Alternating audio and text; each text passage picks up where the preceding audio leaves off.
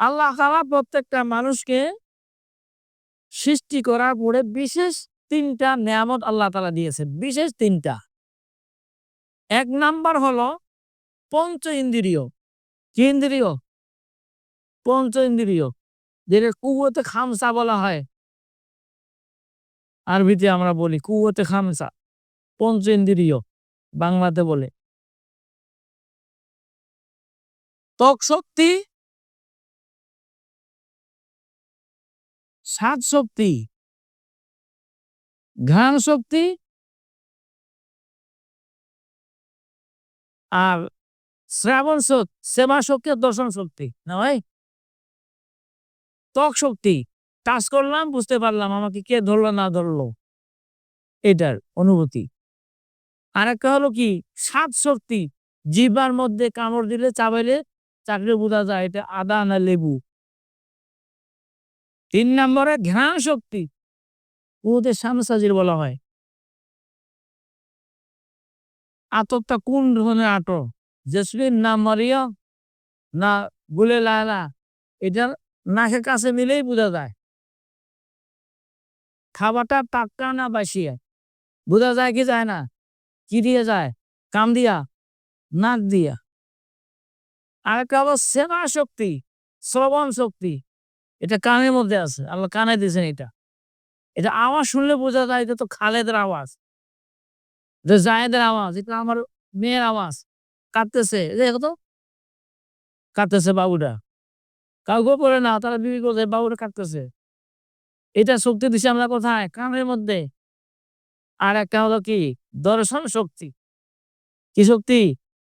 দর্শন শক্তি। চোখ দিয়ে বুঝতে পারে। তো আল্লাহ তাআলা প্রত্যেকটা মানুষকে সৃষ্টি করার পরে তাকে মৌলিকভাবে ৩ টা নেয়ামত দিছে। নেয়ামত তো অনেক। আমার বিষয়বস্তু যেটা বলছি সেটার ক্ষেত্রে বলতেছি। ৩ টা। একটা হলো পঞ্চ ইন্দ্রিয় যেটার নাম বললাম। এগুলোর দ্বারায় আপনি অনেক জিনিসকে আপনি বুঝতে পারবেন। অনেক জিনিসকে বুঝতে পারবেন। যেমন বললাম, টাচ করলেন, পিঁপড়া গেল, না সাপ গেল, না আগুন লাগলো, না ঠান্ডা লাগলো, এটা আপনি জানতে পারবেন। এ নেয়ামত আল্লাহ দিছে না? কত শুকরিয়া আদায় করবেন আল্লাহ। শুকরিয়া শেষ করতে পারবে না। ওয়া ইন তাউদ্দু নি'মাতাল্লাহি লা তুহসুহা। আল্লাহর নেয়ামত তোমরা যদি গণনা করা শুরু করো, তোমাদের অস্তিত্বই শেষ হয়ে যাবে। কলমের কালি শেষ হয়ে যাবে। কলম শেষ হয়ে যাবে। আল্লাহর নেয়ামত গোনায় তোমার শেষ করতে পারবে না। ২ নাম্বারের স্বাদ শক্তি জিহ্বার মধ্যে দিছেন। এটা ঝাল না টক না মিষ্টি না তিতা এটা জিহ্বার মধ্যে জানা যায়।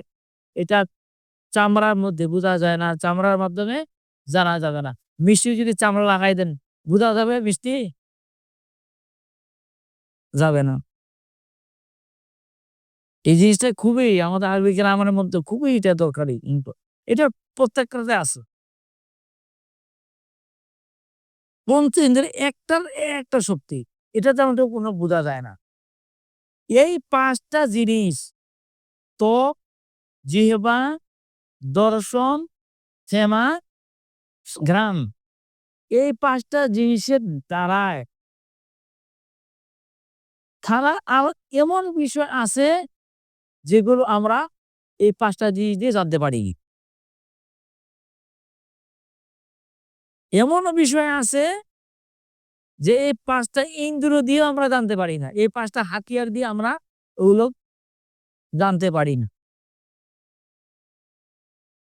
সেগুলো জানতে পারি আরেকটার দ্বারায়। সেটা হলো আকল। সেটা হলো কি? বিবেক। বিবেক। মনে করেন বিবেক দিয়ে আমি কি উদাহরণ দেই? ৫ ৫ এ ১০ অঙ্ক দিয়ে একটা দেই। অঙ্করে একটা দেই। যে সূত্রগুলো আছে অঙ্করেই। ১০ থেকে যদি ৩ বাদ দেওয়া হয় থাকে কত? ৭। এটা কি জিহ্বার দ্বারা জানা যাবে? কানের দ্বারা জানা যাবে? চোখের দ্বারায়? চামড়ার দ্বারায়? জানা যাবে না। তাহলে এমন কিছু বিষয় আছে এই 5টা হাতিয়ার দ্বারাও জানা যায় না। ওগুলোকে জানার জন্য দ্বিতীয় আরেকটা মাধ্যম লাগে। ওই মাধ্যমটাকে জানার জন্য আল্লাহ পাক ব্যবস্থা করেছেন মানুষের মধ্যে দিয়েছেন আকল, বিবেক। সুবহানাল্লাহ। আকল আর বিবেক। মুরব্বি শুনছেন না ঘুমাচ্ছেন? বিবেক। এখন আসেন বিবেকের মধ্যে একটা আছে, প্রত্যেকটা মানুষের সৃষ্টির মধ্যে আল্লাহ তাআলা ৩ টা নিয়ামত দিয়েছেন। একটা হলো বললাম পঞ্চেন্দ্রিয়, যেটার দ্বারায় আরো অন্য জিনিস জানা যায় না। ওটাকে জানার জন্য ব্যবহার করতে হয় আকল। আল্লাহ তাআলা বিবেক দিয়েছে। এই বিবেকের মাধ্যমে আমরা অন্য জিনিস জানতে পারি। যেমন যেটা বললাম, অঙ্কর কথাটা বললাম। এই পঞ্চ ইন্দ্রিয় এবং আকল সহ ৬ টাকে এক জায়গায় করিয়া যেই বিষয়ের অজানা বিষয়ের এলেম অর্জন হয়, জানা যায়। এগুলোর থেকে আরো কিছু বিষয় আছে, এই ৬ টা দিয়েও জানা যায় না। ওইগুলোকে জানার জন্য আরেকটা নেয়ামত লাগে। উদাহরণ দিয়ে একটা কোন। বিবেকের মধ্যে আকল দিয়ে উদাহরণ দিচ্ছি যে আল্লাহ তাআলা প্রত্যেকটা মানুষের তার জন্মগতভাবে তার দেমাগের মধ্যে, মস্তিষ্কের মধ্যে আল্লাহ তাআলা এটা দিয়েছেন ধারণা যে ও দেখলেই বুঝতে পারে, আকল দিয়ে চিন্তা করলে পারে যে, যে জিনিসটা আমার জন্য করলে ভালো হবে ওই জিনিসটা করা দরকার। যে জিনিসটা করলে আমার ভালো হবে ওইটা আমাকে করা দরকার।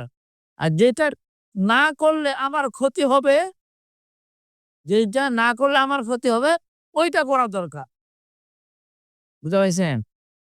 যে জিনিসটা করলে আমার ভালো হবে আর যেটা না করলে আমার ক্ষতি হবে, এটা প্রত্যেকটা মানুষের মস্তিষ্কে আল্লাহ তাআলা দিয়েছে, দেমাগে দিয়েছে। বুঝা গেছে কথা? ভালো চলে ভালোর সাথে থাকলে ভালো হব, খারাপের সামনে থাকলে খারাপ হব। এটা পঞ্চ ইন্দ্রিয় দ্বারা জানা যাবে না। এটা জানা যাবে আকল দিয়া। এখন কোন জিনিসের মধ্যে আমার কল্যাণ আছে, কোন জিনিসের মধ্যে আমার ক্ষতি আছে, এটা আকল দিয়ে বোঝা যায় না। এটা আকল দিয়েও কি বোঝা যায় না। আকলে এটা আছে, যেই পথে চললে আমার কল্যাণ হবে, যেই পথে না চললে আমার ক্ষতি হবে, ওগুলোকে আমাকে বর্জন করতে হবে। যেই পথে চললে আমার কল্যাণ হবে, ওই পথ আমাকে ধরতে হবে। যেই পথে চললে আমার ক্ষতি হবে, ওই পথ আমাকে ছাড়তে হবে। এতটুকু বিবেকের মধ্যে আল্লাহ পাক দিয়েছেন। বিবেকের মধ্যে এটা দেয় নাই, কোন পথে চললে আমার কল্যাণ হবে আর কোন পথে চললে আমার অকল্যাণ হবে, ক্ষতি হবে, এটা বিবেকে দেয় নাই। পাইছেন? এখনো পাইছেন? মনে করছেন যে আমি জাহান্নাম থেকে জাহান্নাম থেকে আমি বাঁচবো, জান্নাতে আমি হব। মনে করলেন, মনে করলেন যে কি আমি জাহান্নাম থেকে বাঁচবো, জান্নাতি হব। জান্নাতে গেলে আমি আরাম পাবো, আমার লাভ হবে। জাহান্নামে গেলে আমার ক্ষতি হবে। আমি জান্নাতি হইতে চাই, জাহান্নামী না হইতে চাই। এখন দেমাগের মধ্যে এটা নাই কোন পথে চললে আপনি জান্নাতে হবেন আর কোন পথে চললে আপনি জাহান্নামে হবেন, এটা দেমাগে নাই। এইটাকে বোঝানোর জন্য আল্লাহ তাআলা কোরআন দিয়েছেন। সুবহানাল্লাহ। কি দিয়েছেন? কোরআন। এটাকে বলা হয় ইলমে ওহী। যেটাকে বলা হয় কি? ইলমে ওহী। ইলমে ওহী। ওহী মানে আল্লাহ তাআলার পক্ষ থেকে যেটা আসে সেটার নাম হলো কি? ওহী। শুরুতে বলছিলাম যে আল্লাহ তাআলা কোরআনে কারীমকে যে নাজিল করেছেন, এই নাজিল করার কয়েকটা সূরত আছে, পদ্ধতি আছে। তার মধ্যে একটা হলো কি? যে ওহীর মাধ্যমে আসে। ওহী আমার কয়েক প্রকার। ওহী আসা কয়েক প্রকার। এখন এই ওহী যেটা আল্লাহ তাআলার পক্ষ থেকে আসে, এই ওহীটাকে নিয়ন্ত্রণ করে নিয়ে আসে হযরতে জিবরাইল আলাইহিস সালাতু ওয়াস সালাম। তো জিবরাইল আলাইহিস সালাম আল্লাহর পক্ষ থেকে যে ওহী নিয়ে আসছেন বিশ্বনবীর উপরে, সেটার নাম হলো কোরআন। সেটার নাম হলো কি? কোরআন। কোরআন যখন আমি পঞ্চ ইন্দ্রিয়ের সাথে ফিট করলাম না, ফিট হবে না। আকলের সাথে যখন আমি কোরআনটাকে যখন আমি সেভ করলাম, দেমাগের সাথে যখন আমি কোরআনটাকে বসাই নিলাম, কোরআনের ওহীর এলেন যখন আমি আমার আকল দিয়ে যখন আমি চিন্তা করতেছি, ফিকির করতেছি, কোরআন তখন আমার আকলকে বলতেছে, আকল জান্নাতি হবা, আল্লাহর উপর ঈমান নিয়ে আসো। জান্নাতি হবা, সালাত নামাজ আদায় করো। জাহান্নামী হবা, আল্লাহর সাথে বেঈমানি করো, মুশরিক করো, জেনা করো, ব্যভিচার করো। এগুলোর দিক নির্দেশনা দিয়েছেন ইলমে ওহী কোরআন। কাকে দিচ্ছেন? বিবেককে। কথা বুঝতে পারছেন? কোন পথে চললে আমার কল্যাণ হবে, এটার বুঝ আল্লাহ তাআলা দেমাগে দেয় নাই। এটার জ্ঞান দিস আল্লাহ তাআলা ইলমে ওহীর মধ্যে কোরআনে। এই কোরআন যখন আমার দেমাগে বসাই নিলাম, কোরআন তখন আমাকে বলবে, এই পথে চললে তুমি জান্নাতে যাবে, এই পথে চললে তুমি জাহান্নামে যাবে। এখন তুমি কোন পথে চলবে এটা তোমার উপর ছেড়ে দিলাম। আল্লাহ বলছেন, কোরআন দিলাম, রসুল দিলাম। রসুল বলে বলে তোমাদেরকে জানাই দিল, সাহাবীরা জানাই দিল, পর্যায়ক্রমে শ্রেষ্ঠ বানাইছে, ওলামায়ে কেরামরা জানাই দিল, এই পথে চললো, এই পথে চলো, কামিয়াবি হবে। এই পথে ছাড়ো, তাহলে তোমার অমঙ্গল হবে। এটা আল্লাহ তাআলা কোরআনে দিয়েছে। এখন এই জিনিসগুলো যখন আমি দেমাগের নিয়ে যখন কোরআনের বিধান যখন আমার দেমাগের মধ্যে যখন আমি বসাই নিব, কোরআন অনুযায়ী যখন আমার বিবেককে চালাবো, কোরআন অনুযায়ী যখন আমার পঞ্চ ইন্দ্রিয়কে যখন আমি চালাবো, তখন আমি সঠিক পথে চলতে পারবো। এজন্য আল্লাহ তাআলা এলবে ওহী দিছেন। এলবে কি? ওহী। এটা আল্লাহ প্রদত্ত নেয়ামত। এই আল্লাহ প্রদত্ত নেয়ামতের নাম হলো কি? এলবে ওহী, কোরআন। আর এই কোরআনের এলের জ্ঞান আল্লাহ তাআলা সবাইকে দেয় না। সবাইকে কি? দেয় না। যাদের সাথে কল্যাণ কামনা করেন তাদেরকে দেন। আচ্ছা, একটা উদাহরণ দেই। মাদ্রাসার মধ্যে অনেক ছাত্ররাই ভর্তি হয়। সব ছাত্ররা কি হুজুর হয়? হইতে পারে? পারে। কেন পারে না? আল্লাহ তাআলা তাদের সাথে ভালো কল্যাণ কামনা করে নাই। যার কারণে তারা এলমে ওহীর থেকে, কোরআনি এলেম থেকে তারা মাহরুম থাকে, বঞ্চিত হয়েছে। আল্লাহর কোরআন, আল্লাহ যেরকম পাক ও পবিত্র, আল্লাহর কোরআন যেরকম ভাবে পাক ও পবিত্র, আল্লাহর কোরআন পাক পবিত্র না? কোনো সন্দেহ নাই, সন্দেহের কোনো অবকাশও নাই। আলিফ লাম মিম যালিকাল কিতাব লা রাইবা ফিহি হুদাল লিল মুত্তাকিন। শুনেন, খুব আলোচনা সুন্দর হবে ইনশাআল্লাহ। আল্লাহ তাআলা বলতেছেন আলিফ লাম মিম, এটা জানার ক্ষমতা আমি রাসূলকেও দেই নাই। এটা থাক। এটার ব্যাখ্যা বিশ্লেষণ আল্লাহ তাআলা যখন কোরআন শোনাবেন জান্নাতের মধ্যে, আল্লাহর কণ্ঠে নিজে যখন শোনাবেন, ব্যাখ্যা করে শোনাবেন, সুবহানাল্লাহ। লা রাইবা যালিকাল কিতাব, এটা এমন একটা কিতাব, লা রাইবা ফি, কোন সন্দেহ নাই, সুন্দর কোনো অবকাশ নাই। লা রাইবা ফি হুদাল লিল মুত্তাকিন। এই ইলমে ওহী, এই কোরআনকে আমি আল্লাহ তাআলা কেন লহে মাহফুজ থেকে দুনিয়ার আসমান থেকে আমার হাবিবের উপরে ৬৩ বছরের জিন্দেগিতে পর্যায়ক্রমে যখন যতটুকু প্রয়োজন, যখন যেটা প্রয়োজন, যতটুকু প্রয়োজন ততটুকু আমি নাজিল করে দিয়েছি ৬৩ বছরের জিন্দেগিতে। এই কোরআন, এই কোরআনের বিধানের মধ্যে আমি আল্লাহ তাআলা কি ধরনের মূল্যায়ন রাখছি, কি ধরনের আমি নেয়ামত রাখছি, যারা এই কোরআনের উপরে চলবে, মানবে, কোরআনকে যখন তাদের দেমাগের মধ্যে লাগাই নিবে, কোরআনকে যখন এই মাথার মগজের সাথে যখন সেট করে নিবে, এই কোরআনের দিক নির্দেশনা যখন সে আপন দিয়ে চলবে, পঞ্চ ইন্দ্রিয় দিয়ে চলবে, তথা নিজেকে সে নিজেই কোরআনের উপরে চলবে। এই মানুষগুলো হবে হুদাল্লিল মুত্তাকিন। এই কোরআন তাদেরকে মুত্তাকি বানাই দিল। সুবহানাল্লাহ। আর এই মুত্তাকিনদের জন্য হলো হেদায়েত এই কোরআন। মুত্তাকিনদের জন্য হলো এই কোরআন কি? হেদায়েত। এটা কি আরেকটা কথা মনে পড়লো বলি। এটা অনেকে পাবেন না এই কথাগুলা। যেহেতু সময় আছে বলতেছি। কোরআন এই আয়াতের দ্বারা আল্লাহ তাআলা বলতেছেন কোরআন হলো মুত্তাকিনদের জন্য হেদায়েত। কাদের জন্য হেদায়েত? মুত্তাকিনদের জন্য হেদায়েত। হুদাল্লিল মুত্তাকিন। মুত্তাকিন কা? এটার ব্যাখ্যা আমি পড়ে দিতেছি। অন্য এক আয়াতের মধ্যে আল্লাহ তাআলা বলে যে আমি আল্লাহ তাআলা আয়াতটা আমার মনে নাই। অর্থটা এমন যে আমি মনে আসছে। অন্য আয়াতে শাহরু রমাদান আল্লাযী উনজিলা ফিল কুরআন হুদাল লিন-নাস। ওখানে আছে না? এই কোরআনটা হলো হেদায়েত কার জন্য? মানুষের জন্য।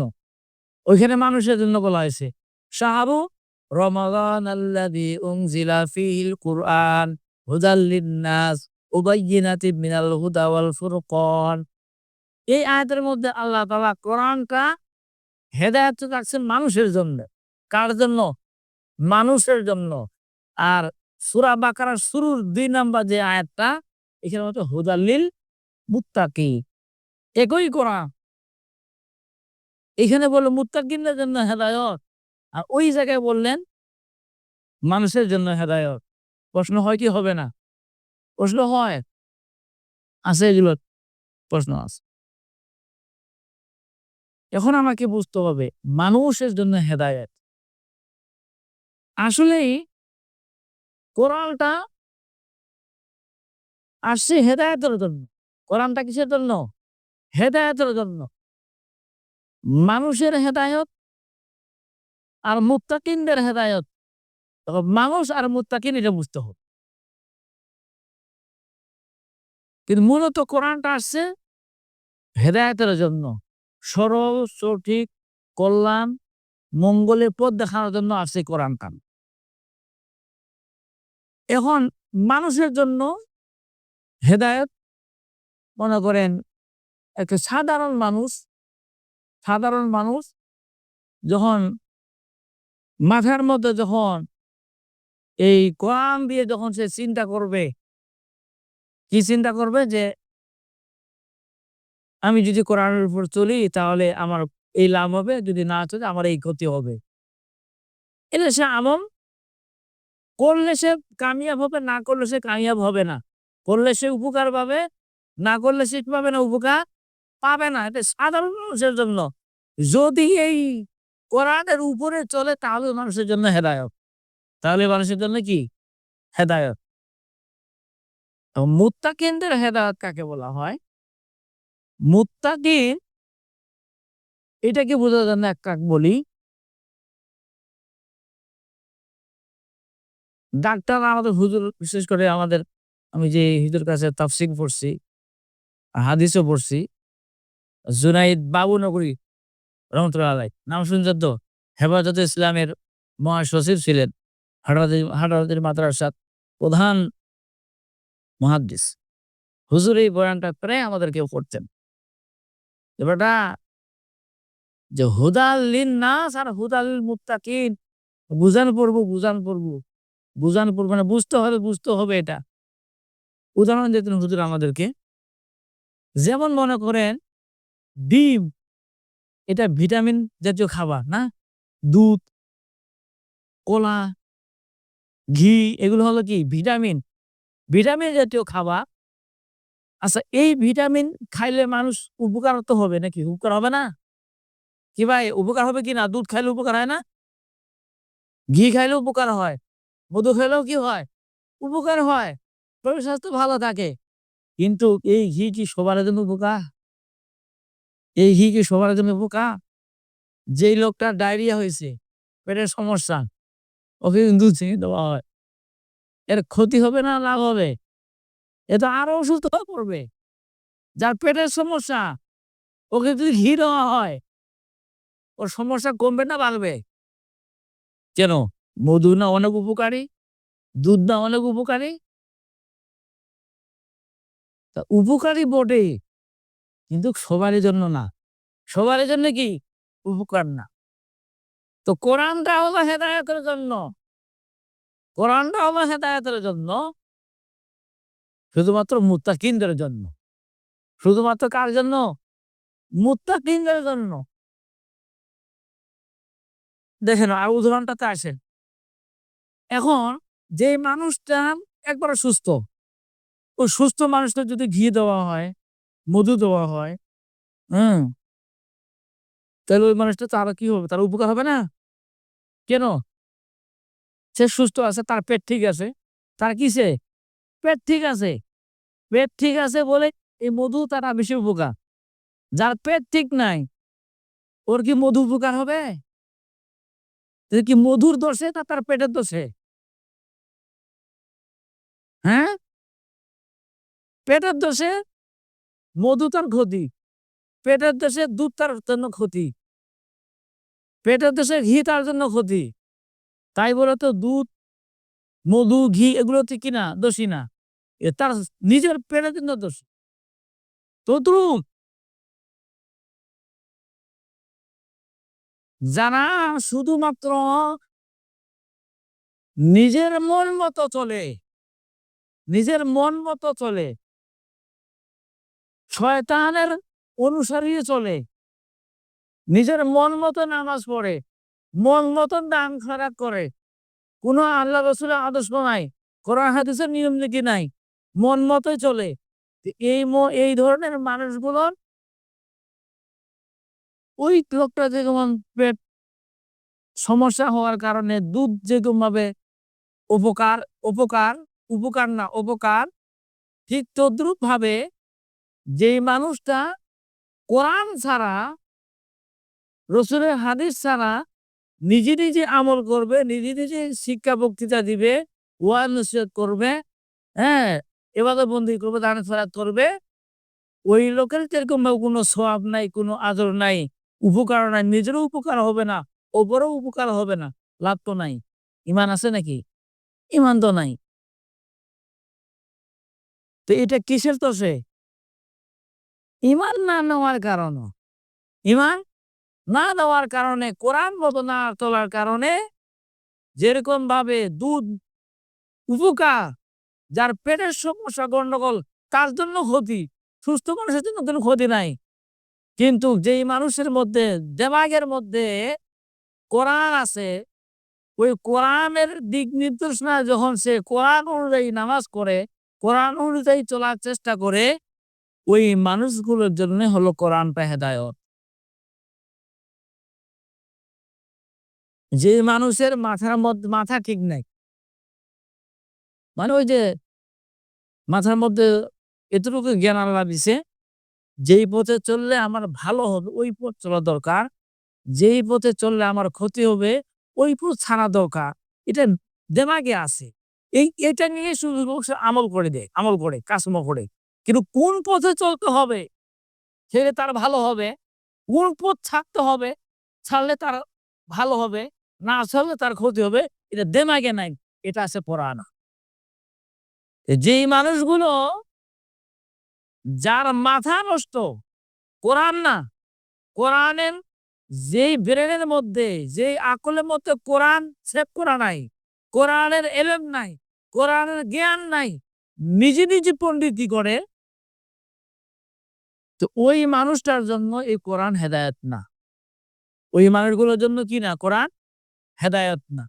যেরকমভাবে মধু উপকার, যার পেট খারাপ আছে তার জন্য উপকার না, তার জন্য কি ক্ষতি? ঠিক তো যাদের মাথায় গন্ডগোল আছে, যার আকীদার মধ্যে গন্ডগোল আছে, যতই ইবাদত বন্দেগী করুক এলোমেলোভাবে কোনো উপকার নাই। তাহলে কোরআন যখন আমার মস্তিষ্কে যখন আমি রাখলাম, কোরআন তখন আমাকে বলবে যে তুমি এই পথে চলো, এরকম এই আদর্শে চলো, তাহলে তোমার কল্যাণ। বুঝা গেছে? বুঝাতে পারছি না? আল্লাহ জানো। এই জন্য এখন তাহলে কোরআনকে আল্লাহ তাআলা নাজিল করেছেন মানুষের কল্যাণের জন্য, মানুষের কল্যাণের জন্য, মানুষের হেদায়েতের জন্য। তাহলে এই কোরআন তো সমস্ত মানুষের জন্য কল্যাণ হবে না। যখন যেই মানুষটা তার দেমাগের মধ্যে যখন কোরআন ঢুকাবে, কোরআন বললে যে লাভ চাস আল্লাহর উপর ঈমান আন। আর কোরআন যখন সে ঢুকাবে না, একটা মানুষ, এক মানুষের মধ্যে কাফের থাকে, মুশরিক থাকে, হিন্দু থাকে, সাঁওতাল থাকে, বিধর্মীরা থাকে। এরা মন মতো চলে, কোরআন অনুযায়ী চলে না। এদের জন্য তো কোরআন হেদায়েত না। এটাই হলো শাহরু রমাদান আল্লাযী উনজিলা ফিল কুরআন হুদাল লিন-নাস। যে ওই জায়গায় আল্লাহ কেন মানুষের জন্য কোরআন হেদায়েতের কথা বললেন, আর এইখানের মধ্যে আল্লাহ তাআলা মুত্তাকিনদের জন্য কেন হেদায়েতের কথা বললেন? এখন চিন্তা করেন, যে মানুষটার পেটের গন্ডগোল থাকার কারণে মধু যেরকম তার ক্ষতি, এটা কিসের দোষে? তার পেটের দোষে। যেই মানুষগুলোর দেমাগের মধ্যে কোরআন নাই, এমনি চলে, ওই মানুষগুলোর মধ্যে কোনো কোরআনে হেদায়েত নাই। এগুলো হলো শয়তানি হেদায়েত। কিসের দোষে? তার মাথার দোষে, পেটের দোষে না, মাথার দোষে। ওই মাথায় কোরআন ঢুকায় নাই, এইজন্য তার দোষ। মাথার মধ্যে যখন কোরআন ঢুকাবে, তখন কোরআন এর ওহী তাকে তখন জান্নাতের পথ দেখাই দিবে, জাহান্নামের পথ তাকে দেখাই। এইজন্য আল্লাহ তাআলা প্রত্যেকটা মানুষকে সৃষ্টি করার পরে ৩ টা জিনিস দান করেছেন। একটা হলো পঞ্চ ইন্দ্রিয়, ২ নাম্বার হলো বিবেক, ৩ নাম্বার হলো এই ৬ টাকে যারা যেই এলেমটা, যে নিয়ামতটা পরিচালনা করে, নিয়ন্ত্রণ করে, সেটার নাম হলো কোরআনী ওহী। আর এই কোরআনের ওহী স্কুল ভার্সিটি শিক্ষা দেওয়া হয় না, এগুলা দেওয়া হয় মাদ্রাসা। এটাই এর নাম হলো কওমি মাদ্রাসা। হুজুর আমাদেরকে এইভাবে বুঝাইতেন। এইখানে বলা হচ্ছে হুদাল লিন-নাস, এখানে হুদাল লিন-নাস। পেটের দোষে, আর ওখানে কি বিবেকের দোষে পাগল। যার মাথার মধ্যে কোরআন নাই, ও যে যেখানে আমল করতে পারে, তার তো উপকার নাই, কোনো ক্ষতিও নাই। খুব গুরুত্বপূর্ণ এটা বিষয়টা আরকি। তো যাই হোক, যখন আমরা কোরআনের অনুযায়ী যখন আমরা চলবো, তো এই কোরআন এর মধ্যে আল্লাহ তাআলা প্রত্যেকটা মানুষের, মানব জাতির কল্যাণ রাখছেন। প্রত্যেকটা মানব, কোরআন একটা মানুষের কমপ্লিট একটা জীবন ধারণের কি ব্যবস্থা কোরআনের মধ্যে আছে। কোন কি নাই? কমতি নাই। কমপ্লিট একটা বিধান কোরআন, ইসলাম। এইজন্য আমাদেরকে কোরআনের উপরেই চলতে হবে। আল্লাহ তাআলা আমাদেরকে সকলকেই আমল করার মতো এরকমভাবে ঈমান আর আমল আল্লাহ তাআলা দান করুক।